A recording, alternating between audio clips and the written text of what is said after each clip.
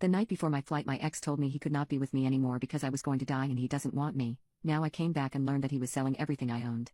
I was just out of the country for over 2 months while I was being treated by specialists for medical problems I have. During that time I had my personal valuables kept at a storage company, which was supposed to be good for security since I don't have close family and didn't want to leave things like my computer sitting around in my apartment for that long. I also have some payments I get which I made sure would automatically go to an account because I have renters in my old house and want to make sure certain bills get paid without me having to think about it. I thought it was all set up good enough that I could be out of the country and focus on what I needed to focus on, then come back to everything as I left it. A while ago when I was in a lot of pain and on a lot of medication, I had a lawyer help me make sure my ex could make decisions for me if I was incapacitated. Honestly, I had totally forgotten about this because at the time I was very foggy. I barely remember anything about it. The night before my flight, my ex told me they could not be with me anymore because of my health problems, saying I was going to die and they did not want to be with me for that. My issues are pretty bad, and yes, my life will maybe not be as long as it might have been, but I really could not deal with that at the time mentally, so just said okay and went on my trip. We had been together for 16 months but not strictly living together. Now, I came back to learn somehow my ex has started taking and maybe selling everything. They have paperwork saying I was incapacitated plus the power of attorney I granted them. I was not incapacitated at any time during my treatment. I don't know what doctor could have signed such a thing. During the time I was gone, my ex has used this to check my belongings out of storage and I have no idea where my things are. I am worried it has all been sold. Stuff has also been taken out of my apartment. The tenants in my house were told by my ex that I was bedridden and they would have to move so my house could be sold. They are month to month and took this at face value and already moved out before I got back. They informed me that a realtor had been showing the house to people. I managed to get in touch with the realtor, and when I got him to understand the situation, he freaked out. There is already a buyer because my house was listed very far under market value. Stuff was already signed. Some money has already been paid. The buyers are already getting ready to move in. I told him to cancel everything and that this was not authorized in any way. He said the paperwork my ex had was legit and he needs to figure out how to handle this. I am waiting for more details. The account I set up before I left is cleaned out down to pennies and I missed an important payment because of this. The bank says yes, my ex accessed my account and everything was in order because I was incapacitated. My ex knew I was setting this account up and what it was for. They probably got details about it from my apartment. I have talked to my ex and the police. My ex barely responds, but when I stood at their door and screamed, they finally told me that I was in a coma.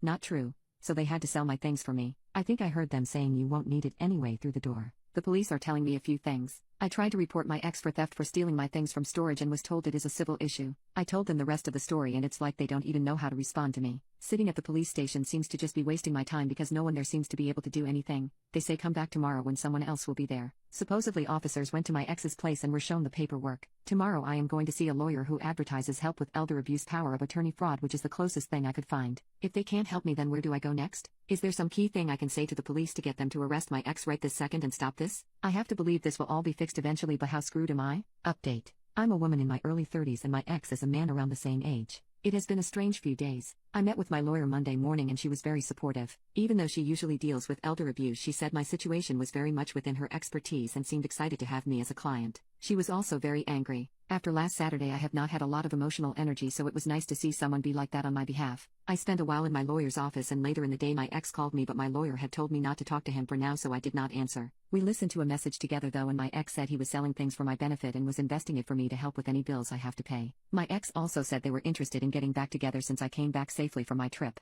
My lawyer laughed and it was a very surreal moment. After just a day my lawyer found out that my ex had done something like this before. He had been with a person who was very sick for a while, then took off with the contents of a joint account in their car right before they died. The person's estate got into a legal battle with my ex and got the car back but not the money in the end. She thinks this is basically what my ex was doing to me and that they probably did it other times too, but was not always sued over it or it was in other states. The whole relationship we had was just fake, I guess, and he misread the situation when I was leaving to go see specialists, thinking I was probably not coming back. That also explains why he never had a job if he just makes money off people like me. My lawyer sent a lot of letters out to lots of places on Monday, including one to my ex. They were all about revoking the power of attorney I had granted, and the one to my ex had a bunch of demands in it telling him to produce my money and belongings as well as copies of the power of attorney and the other documents my ex had about me. She spoke with the realtor and some other people about my house, and the unfortunate reality is I should probably let the sale happen and take the money. That is not really what I wanted to hear, but it's not the end of the world. She also had me get someone to change the locks on my apartment. Wednesday was a weird day because my ex showed up at my lawyer's office with some of my stuff. I wasn't there, so I don't know exactly what that was like, but I do have my computer back. My ex also produced the access codes for online investments made with my money, which seems to have pissed off my lawyer because it's going to be a headache making sure I get all my money back.